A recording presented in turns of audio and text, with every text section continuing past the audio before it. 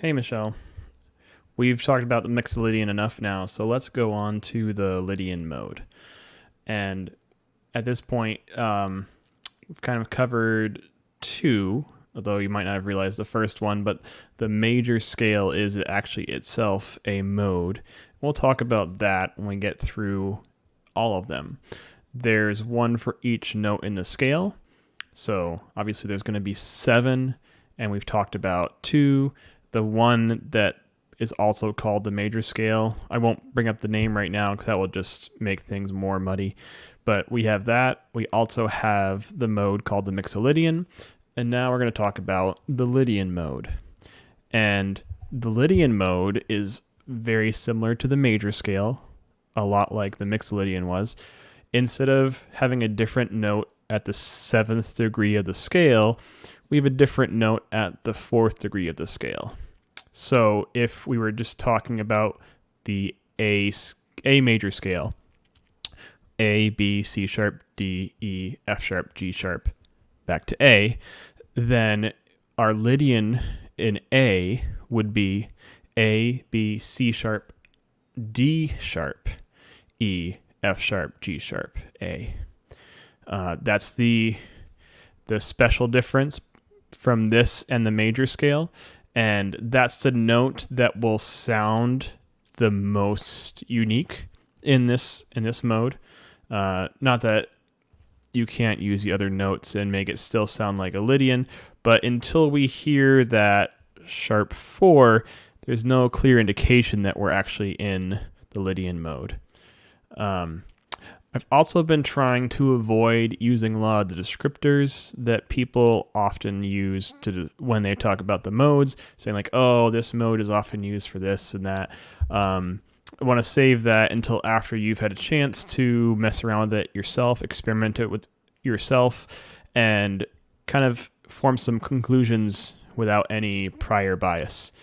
So after we've gone through all of these, I'll talk more about, this is often used for this. I'll mention a few things in passing, but I'll try not to pigeonhole any of the modes for you right here at the start. But on the back of that, I'm going to recommend a piece for you to listen to. There's a string quartet by Beethoven. It's number 15, and it's a really great string quartet in general, but there are 5 movements in it. The third movement is written by Beethoven's own admission in the title in the Lydian mode. That it goes from a Lydian mode into something else and then back to the Lydian mode. If you are sort of playing along or listening very closely, it's pretty clear when that shift happens.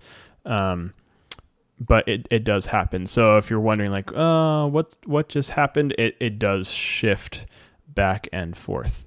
But the third movement of Beethoven's string quartet number 15, I would highly recommend listening to.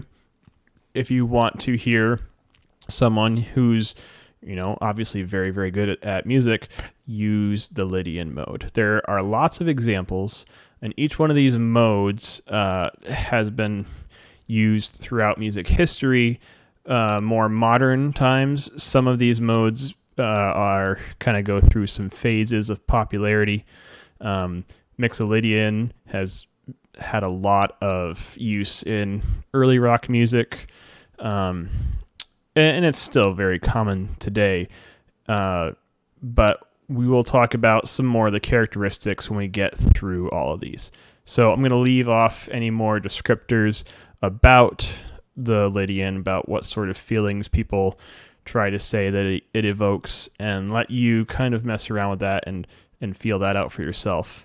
Because I don't think it's just the few words that you usually hear, but I think, especially if you listen to the Beethoven piece, I think you'll find something that doesn't fit the descriptors a lot of people give to it. Now, I want to bring in a little bit more information, kind of each mode that we go through from here on out, without being too much information at once.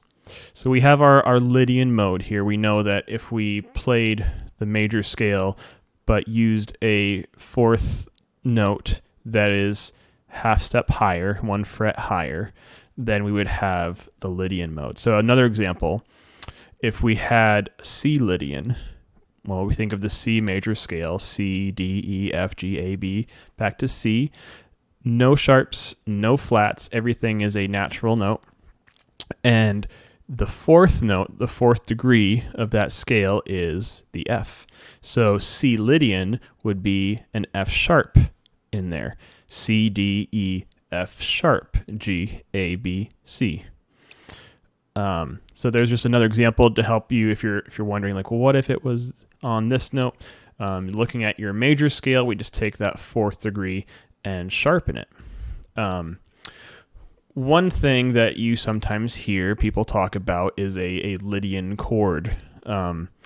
This is sort of an informal thing, but if you took a major chord, starting on the first degree of whatever scale you're playing, or if it's in this case probably the mode.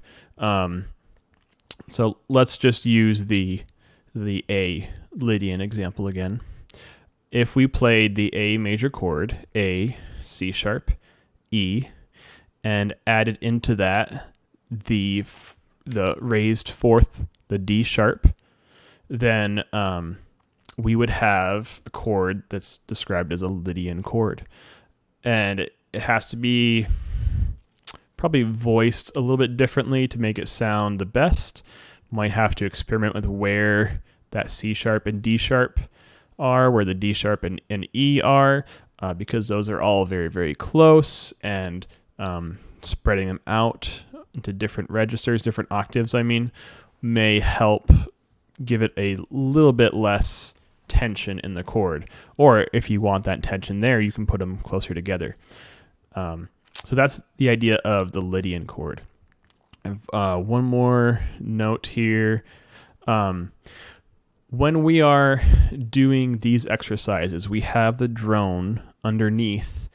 And if you listen, again, to any sort of instrument that can do a drone, that has done a drone historically, like bagpipes, sitar, violin, any sort of multiple stringed instrument, erhu, what have you, you will find that drone accentuates the characteristics of each mode.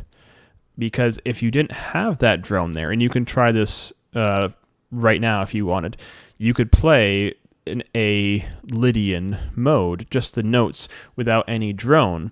And if you continue going up and down, don't just stop at A and come back down from A. But if you just keep on wandering around rather randomly, it doesn't feel that much different than if we were just playing a major scale.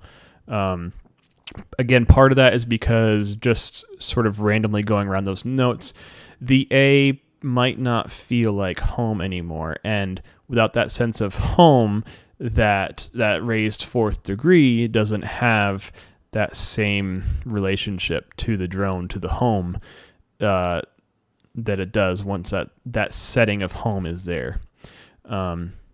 So this can be both used and in both regards. You can accentuate the characteristics of the mode by reinforcing that sense of home, either before you're going to play the special characteristic notes of each mode, in this case the sharp 4, or while you're playing it, you can keep that home note like a drone going. We would call that like a pedal tone.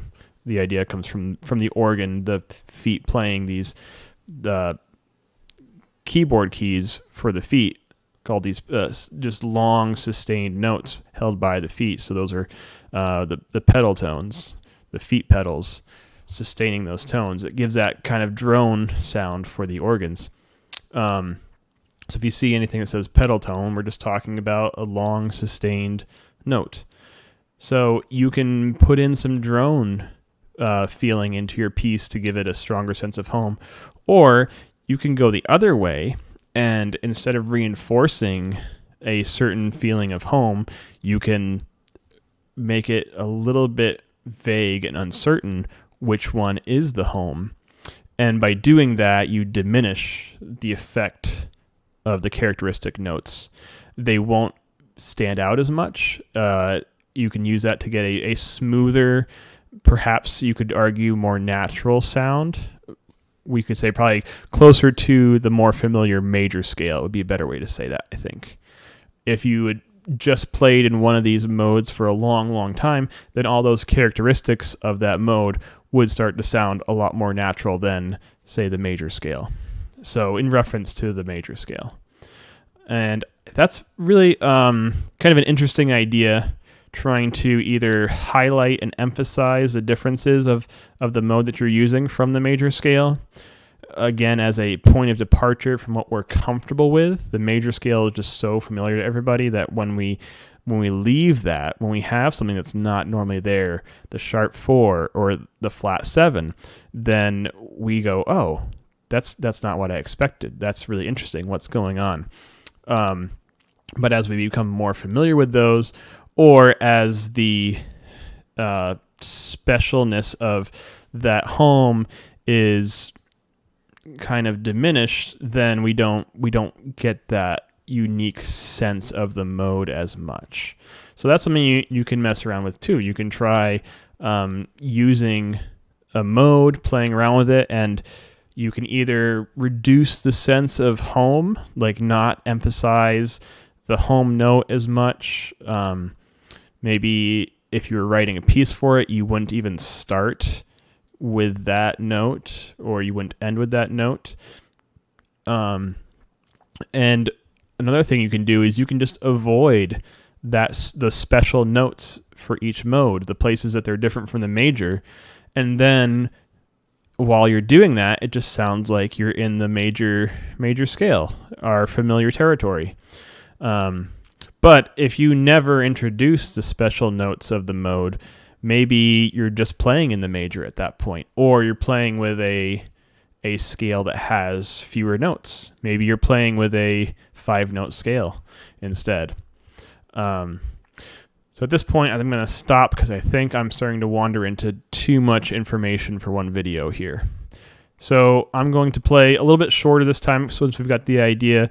I want to play just enough to make sure that you hear a little bit of the flavor of the mode, but not so much that I rob you of your chance of exploring it yourself. So we'll cut over here, and I'll try to set up the next one fairly soon for you. As I get more comfortable with this recording and editing stuff, I think this will be a little bit smoother, and turnaround time will be a little bit better. So I hope you're doing well and staying safe and sane during these times, and we'll switch over to the music now.